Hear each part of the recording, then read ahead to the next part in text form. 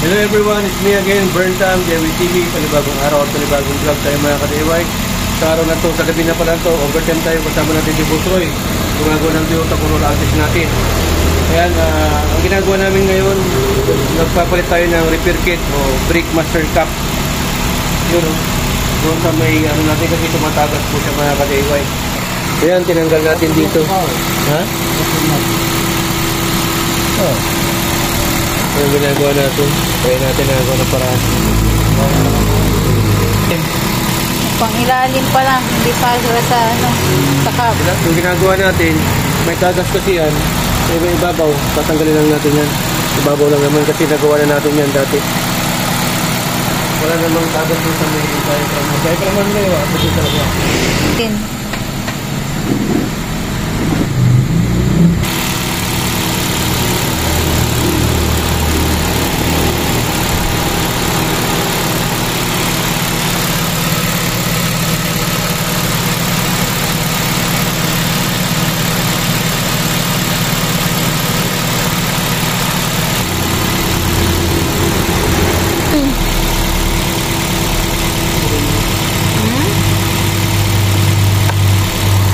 Kaya mga kade, binuhusan natin ng tubig. Yung mga nalagyan ng brake fluid. Pero ito, huwag natin lagyan ng tubig kasi purong brake fluid ulit. Ugasan nila. So, ugasan ko ni Kuya Roy.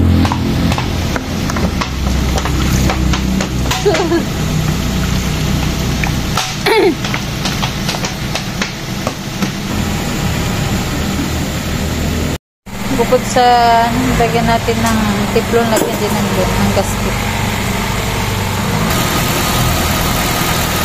Yan ang tinatawag na calcium technique. Uy. Banta-bantagal, gano'n. Kung wala pang pambili ng assembly, yung brake master, tiplon lang muna ngayon.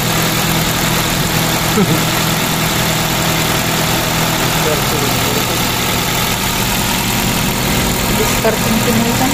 And binabalik ng po nila yung dalawang tourniquet. Sabay gilid din yung sensor ng mga ka-DIY. Patuloy lang natin ang saglit, then lagyan natin ng brake fluid. Ito man? Noon.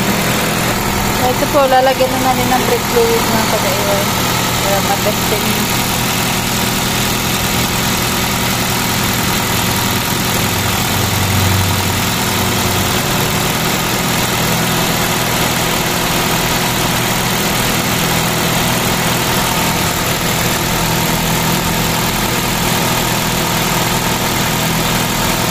Kuya, sobrang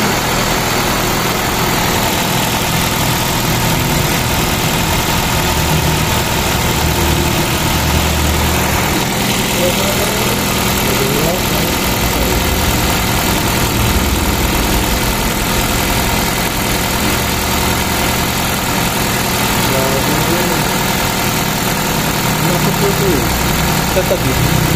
Ya, ako. Alam niyo na tayo, diba? Naramang.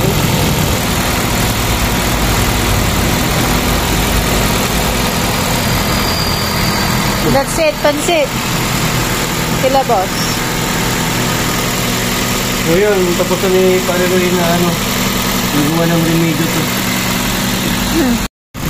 Kaya mga ka-DIY, tapos na po natin yung ginawa to. Medyo lumaga na tayo ng mag-outro kasi sagot ng bagyo, ginamlang ng tabi, madilim na pinagano. So ang nabili natin na repair kit, hindi po para dito sa ibabaw yun. Doon mismo sa may loob, sa may hydropack niya. So ang ginawa na lang natin, tinanggal natin ito. Tapos yung dalawang rubber dyan, nilagyan natin, nireinforce natin ng tiplon. Tapos yung dito mismo sa may brake master na itong plastic. Okay, nilagyan na rin natin ng tiplon. Pansamantala naman po yun, pero ito naman yung tagat, wala nang tagat mga ka-DIY. Yan, niripilan ko na yan dito. Yan po kasi yung model niya to. Nagamit pa rin natin ito ng mga linggo.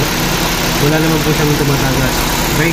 Pero ipag-iipunan natin to, nasa presyo nito yata 2,000 to 3,500. Yung po yan. Itong cap. Tapos ito. May gruba. Papunta dito yung parang piston niya. 3,500 ko lahat yan. Okay? So, ayan, sundan yung proseso na pinagawa natin. Pansamantala, review na po yun. Ingat na po kayo sa DIY. Dahil dito sa Sweden, dalawa lang po yung DIY. do it yourself at least, try it yourself. Because speaking, natuto ka na, nakatipid ka pa, speaking sharing is, Sharing. maraming salamat, Dore, Berta, sa inyo, benefit